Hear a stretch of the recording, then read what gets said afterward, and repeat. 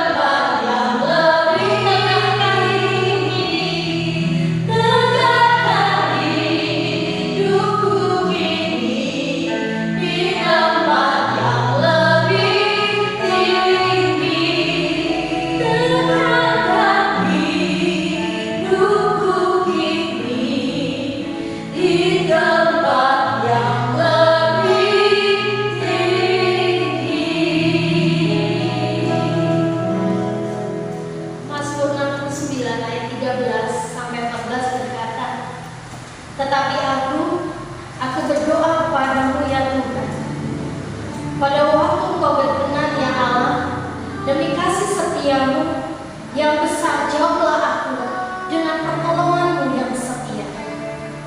Kita naikkan pujian dari MB 288, doaku.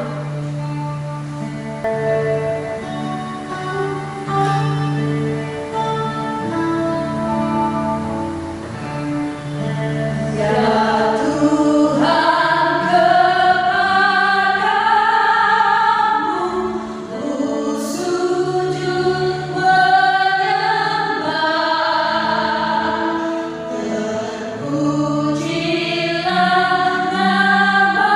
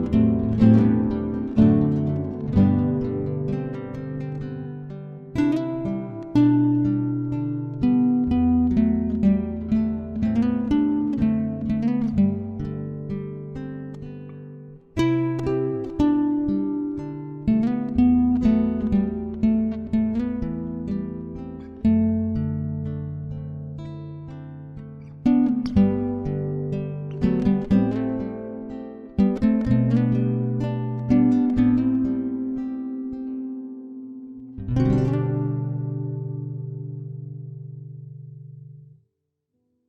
akan siapkan hati kita untuk mendengarkan firman Tuhan. Firman Tuhan kali ini akan diambil dari Yohanes 15 ayat 1 sampai 8. Kita mengambil tema doa yang berkuasa. Tapi sebelum kita mendengarkan firman Tuhan, kita dengar pujian dari NP 246. Ku percaya pada Yesus.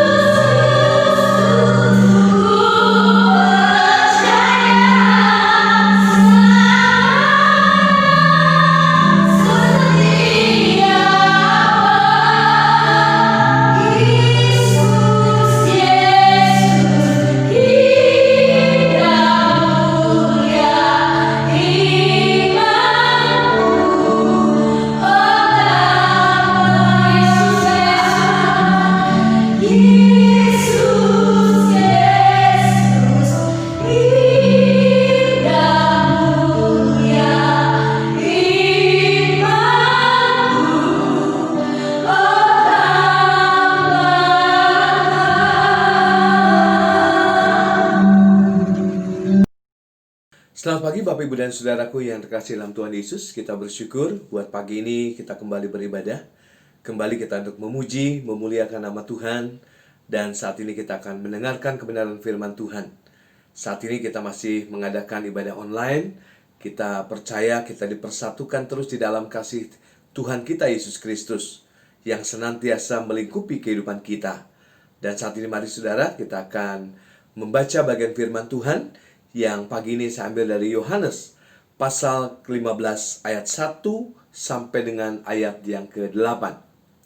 Yang berbunyi demikian, "Akulah pokok anggur yang benar, dan Bapakulah pengusahanya. Setiap ranting padaku yang tidak berbuah, dipotongnya, dan setiap ranting yang berbuah, dibersihkannya, supaya ia lebih banyak berbuah. Kamu memang sudah bersih karena firman yang telah kukatakan kepadamu. Tinggallah di dalam aku, dan aku di dalam kamu. Sama seperti ranting tidak dapat berbuah dari dirinya sendiri, kalau ia tidak tinggal pada pokok anggur. Demikian juga kamu tidak berbuah, jikalau kamu tidak tinggal di dalam aku. Akulah pokok anggur, dan kamulah ranting-rantingnya. Barang siapa tinggal di dalam aku dan aku di dalam dia, ia berbuah banyak. Sebab di luar aku, kamu tidak dapat berbuat apa-apa. Barang siapa tidak tinggal di dalam aku, ia dibuang keluar seperti ranting dan menjadi kering. Kemudian dikumpulkan orang dan dicampakkan ke dalam api, lalu dibakar. Jikalau kamu tinggal di dalam aku, dan firmanku tinggal di dalam kamu, mintalah apa saja yang kamu kehendaki, dan kamu akan menerimanya. Dalam hal inilah Bapakku dipermuliakan, yaitu jika kamu berbuah banyak, dan dengan demikian kamu adalah murid-muridku." Amin. Demikianlah pembacaan firman Tuhan pagi ini, dan mari kita akan berdoa. Bapa di dalam surga, terima kasih buat pagi ini. Kami bersyukur untuk kesempatan kami mendengar firman-Mu. Biarlah Engkau berbicara kepada kami, Engkau memberikan pengertian buat kami. Kami bersyukur kami punya Allah yang luar biasa, Allah yang peduli kepada kami, Allah yang mendengar setiap seruan doa kami. Biarlah kami percaya setiap doa-doa kami merupakan satu penghiburan buat kami, satu pengharapan di dalam Tuhan Yesus Kristus. Terima kasih buat pagi ini. Kami siap mendengar firman-Mu dan Kau berbicara kepada kami. Di dalam nama Tuhan Yesus kami berdoa. Amin. Bapak, Ibu, dan Saudaraku yang terkasih dalam Tuhan Yesus, judul firman Tuhan pagi ini dikatakan doa yang berkuasa. Doa yang berkuasa. Bagaimana kita menjadikan doa kita menjadi doa yang penuh dengan kuasa? Jika kita belajar dari Alkitab, kita menemukan banyak contoh mengenai kuasa doa. Kita lihat contohnya yang pertama, Eliezer. Hamba Abraham berdoa supaya Tuhan menuntunnya untuk mendapatkan jodoh bagi Ishak. Dan Tuhan menjawab doanya. Tuhan memberikan Ribka kepada Ishak. Itu satu bukti bahwa benar-benar doa merupakan satu hal yang Tuhan dengar bagi setiap orang yang percaya kepada mereka. Yang kedua, saudara, ketika bangsa Israel ditindas di Mesir, mereka berseru-seru minta tolong supaya dibebaskan dari perbudakan oleh bangsa Mesir. Dan Tuhan menjawab mereka dan memberikan Musa sebagai pemimpin dari bangsa Israel ketika itu. Sungguh sudah satu hal yang luar biasa juga, saudara. Ketika bangsa Israel memohon, maka Tuhan juga memberikan. Yang ketiga, kita lihat ketika Petrus di penjara dan siap menunggu untuk dibunuh oleh Herodes seperti yang dilakukan kepada Yakobus. Ketika itu jemaat berdoa dan Petrus dengan cara Tuhan keluar dari penjara dan tidak jadi dibunuh.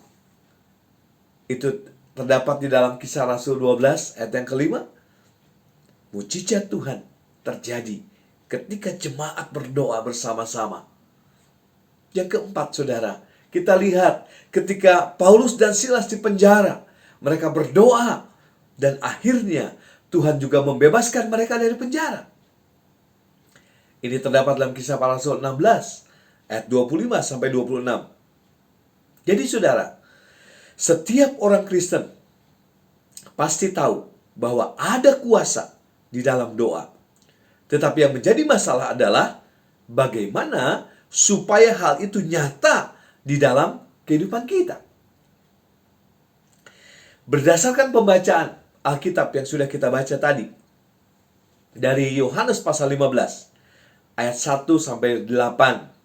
Jika kita ingin supaya doa kita berkuasa, maka doa kita harus berjalan bergandengan. Tidak dapat dipisahkan. Tidak dapat dipisahkan dengan apa? Tidak dapat dipisahkan dengan firman Tuhan. Sekarang kita akan belajar bersama-sama mengapa doa harus berjalan bergandengan tangan dengan firman Tuhan. Atau hal itu merupakan satu hal yang tidak dapat dipisahkan. Yang pertama, saudara. Yang pertama, jika Alkitab atau firman Allah tinggal di dalam kita, maka doa kita akan selaras dengan kehendak Allah. Dan sudah pasti, doa kita akan dijawab. Demikian dikatakan dalam Yohanes 15 ayat yang ke-7. Jikalau kamu tinggal di dalam aku dan firmanku tinggal di dalam kamu, mintalah apa saja yang kamu kehendaki dan kamu akan menerimanya. Bapak, Ibu, dan saudaraku, di dalam Yohanes 15 ayat 1 sampai 8 mengatakan bahwa dirinya berdiam di dalam setiap orang percaya. Selanjutnya perkataan Yesus berubah dari dirinya berdiam di dalam diri orang percaya menjadi firman-Nya yang diam di dalam diri orang percaya. Pengembangan pemikiran ini memberi terang yang sangat berarti mengenai hubungan antara Alkitab dan doa. Jika firman Kristus yang ada di dalam Alkitab itu tinggal di dalam hati kita, dan kita percaya serta berserah kepada kebenaran kata-kata Tuhan Yesus yang terdapat di dalam Alkitab, maka sudah pasti kehendak serta permintaan kita juga akan sejalan dengan kehendak Allah. Dan dengan demikian, kita tahu bahwa doa-doa kita dijawab oleh Tuhan. Sesuai dengan apa yang sudah kita baca dalam Yohanes 15 ayat 7 tadi. Salah satu alasan mengapa doa kita tidak berhasil, atau jawabannya adalah tidak dari Bapa Surgawi kita, karena doa kita bertentangan dengan kehendak Allah atau dengan kehendak Bapa Surgawi kita. Jadi, mari saudara baca firman Allah, teliti firman Allah, renungkan firman Allah, sehingga kita berdoa sesuai dengan firman Allah. Itu yang menjadi kunci dalam kehidupan kita. Kalau doa kita mau dijawab. Yang kedua, saudara. Yang kedua, jika kehidupan doa kita dibentuk firman Allah, maka kita dapat berdoa dengan keyakinan. Mengapa demikian? Dalam 1 Yohanes 5 ayat 14 sampai 15 mengatakan, kamu adalah sahabatku jikalau kamu berbuat apa yang kuperintahkan kepadamu. Aku tidak menyebut kamu lagi hamba, sebab hamba tidak tahu apa yang diperbuat oleh tuannya. Tetapi aku menyebut kamu sahabat, karena aku telah memberitahukan kepada kamu segala sesuatu yang telah kudengar dari Bapakku. Nah, Bapak, Ibu, dan saudaraku, kita berdoa dengan keyakinan karena doa kita sesuai dengan kehendak Tuhan. Doa kita sesuai dengan kehendak Tuhan karena firman Allah yang ada di dalam hati kita. Itulah alasannya mengapa Rasul Paulus mengatakan, hendaklah perkataan Kristus diam dengan segala kekayaannya di antara kamu. Dalam Kolose 3 ayat 16. Supaya perkataan Kristus diam dengan segala kekayaannya berarti kita harus membiarkan hidup kita dikuasai oleh firman Tuhan. Supaya perkataan Kristus diam dengan segala kekayaannya, maka kita harus membaca, menghafal, merenungkan firman Tuhan dari hari ke hari di dalam kehidupan kita. Jika perkataan Kristus diam dengan segala kekayaannya dalam kehidupan kita, maka ketika kita berdoa, doa kita akan dibentuk oleh firman Allah. Sehingga kita berdoa dengan keyakinan. Artinya, kita dapat mengubah janji Tuhan di dalam Alkitab menjadi doa kita. Dan membawanya di hadapan tahta kemuliaan Tuhan.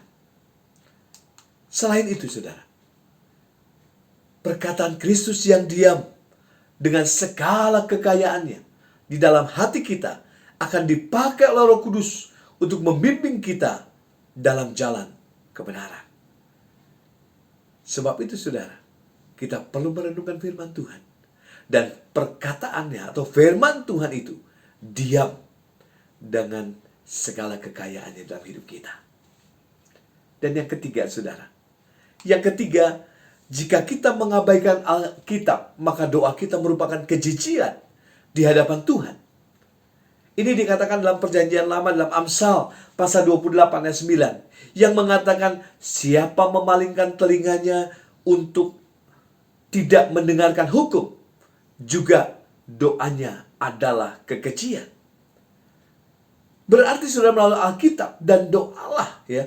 Melalui Alkitab dan doalah persekutuan kita dengan Allah terpelihara. Jika kita dengan sengaja melalaikan dan tidak mentaati firman Allah, maka doa kita yang seharusnya berkenan kepada Allah, sebaliknya akan menjadi satu kebencian bagi Dia.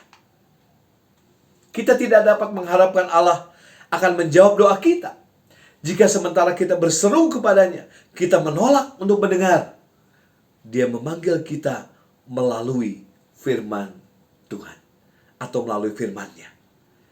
Alasan mengapa Tuhan tidak menjawab seruan atau doa orang-orang Israel karena mereka mengabaikan firman Tuhan. Di dalam Zakaria 7 ayat 12 sampai 13 yang mengatakan mereka membuat hati mereka keras seperti batu Amril supaya jangan mendengar pengajaran dan firman yang disampaikan Tuhan semesta alam melalui Roh-Nya dengan perantaraan para nabi. Oleh sebab itu datang murka yang hebat daripada Tuhan. Ayat 13, seperti mereka tidak mendengarkan pada waktu dipanggil, demikianlah aku tidak mendengarkan pada waktu mereka memanggil firman Tuhan semesta alam. Hal yang sama dikatakan oleh Raja Salomo. Jika kita tidak mendengarkan firman Allah, maka Allah juga tidak mendengar doa kita. Dalam Amsal 1 ayat 24 sampai 25 dan juga ayat 28 sampai dengan ayat 30. Raja Salomo dengan jelas mengatakan demikian. Allah tidak mendengar doa kita kalau kita juga tidak mau mendengar firman Allah. Nah, jadi saudara, firman Allah begitu sangat penting untuk kehidupan kita. Dan yang keempat, saudara, melalui Alkitab, kita belajar mengenai apa yang Allah ingin kita lakukan.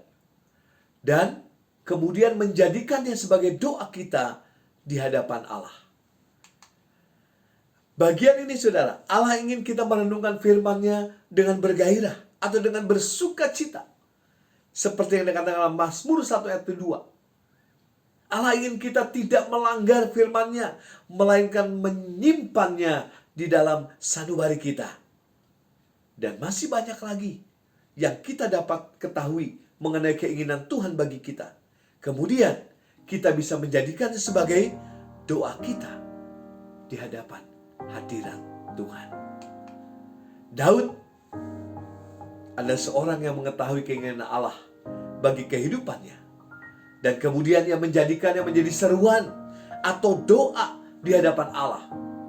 Daud tidak mau mengalami pengalaman Raja Saul yang menjauhkan firman Allah dan doa dari kehidupannya. Dan akibatnya Tuhan membunuh Saul.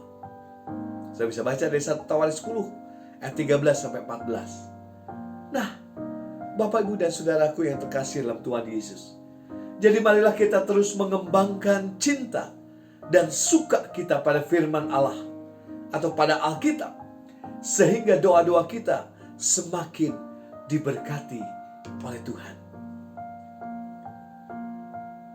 Beberapa waktu yang lalu, kita sudah menamatkan membaca Alkitab dari Kejadian sampai Wahyu. Bersyukur masih ada sekitar 17 orang yang bertahan. Kita terus membaca dari hari ke hari. Saya berharap dengan program ini akan menumbuhkan kita semakin cinta akan firman Tuhan. Dan akhirnya saudara, kita tahu sangat benarlah yang dikatakan Tuhan Yesus. Jikalau firman-Ku tinggal di dalam kamu, mintalah apa saja yang kamu kehendaki. Janji ini mengingatkan kita bahwa doa yang berkuasa adalah doa yang harus sesuai dengan firman Allah. Pagi ini saudara, seberapa banyak kita berdoa kepada Tuhan? Seberapa banyak doa-doa kita mungkin belum dijawab oleh Tuhan? Mari kita introspeksi diri. Mari kita renungkan kehidupan kita. Apakah doa kita sesuai dengan firman Tuhan? Atau doa kita hanya ingin memuaskan hawa nafsu kita? Tuhan tahu isi hati saudara dan saya, sehingga Dia tahu kapan Dia harus menjawab doa kita. Biarlah ketika kita merenungkan firman Tuhan pagi ini, kita akan lebih tahu bahwa doa harus selaras dengan firman Allah. Amin. Mari kita akan berdoa. Bapa di dalam surga, terima kasih buat pagi ini. Kami bersyukur kepadamu Tuhan. Kalau firman-Mu mengingatkan kami bahwa doa kami harus selaras dengan firman Allah. Ajar kami Tuhan, untuk kami cinta firman Allah. Firman Allah tinggal dalam hidup kami, dan kami melakukan firman Allah, sehingga sungguh setiap doa-doa kami yang kami naikkan sesuai dengan kebenaran firman Allah. Terima kasih buat pagi ini Tuhan. Kami bersyukur untuk firman-Mu yang boleh menguatkan kami, mengingatkan kami, menegur kami. Biarlah ini menjadi rema dalam kehidupan kami. Terima kasih Bapa, di dalam nama Tuhan Yesus Kristus kami berdoa. Haleluya. Amin.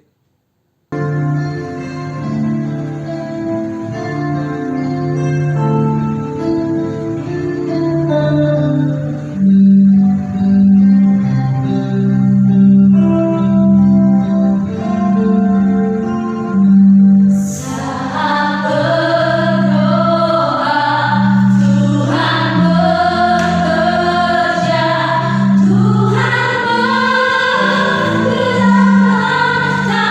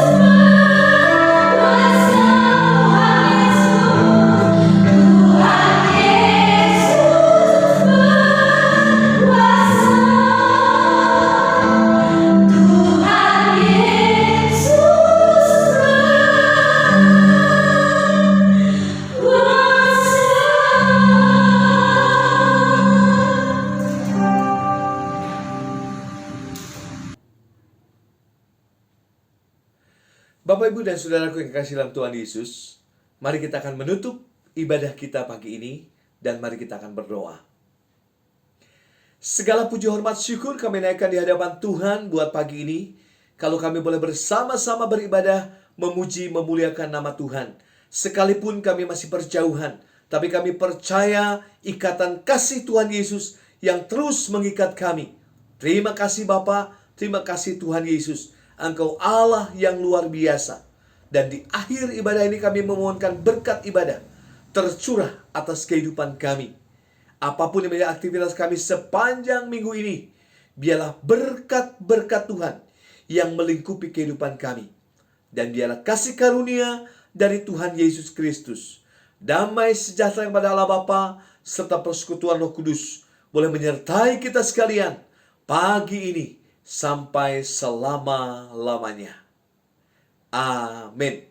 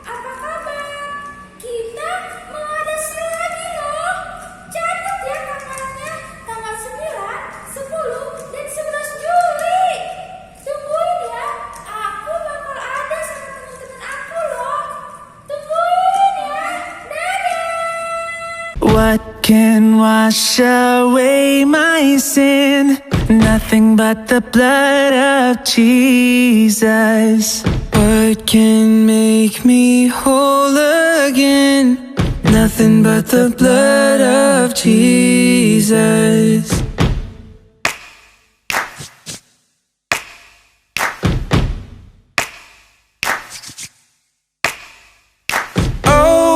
Precious is the flow that makes me white as snow. No other fount I know, nothing but the blood of Jesus.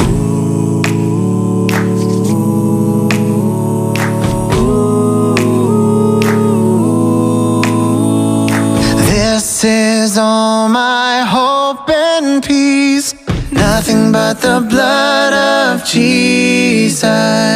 This is all my righteousness. Nothing but the blood of Jesus.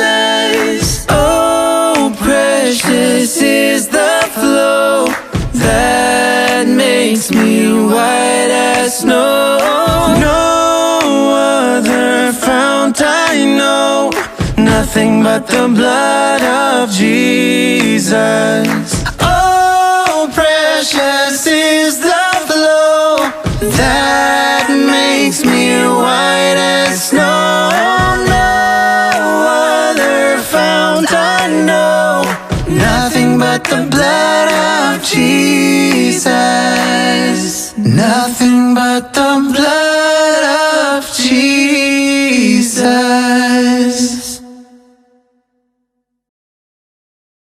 I surrender all. I surrender. No power of hell, no scheme of man can never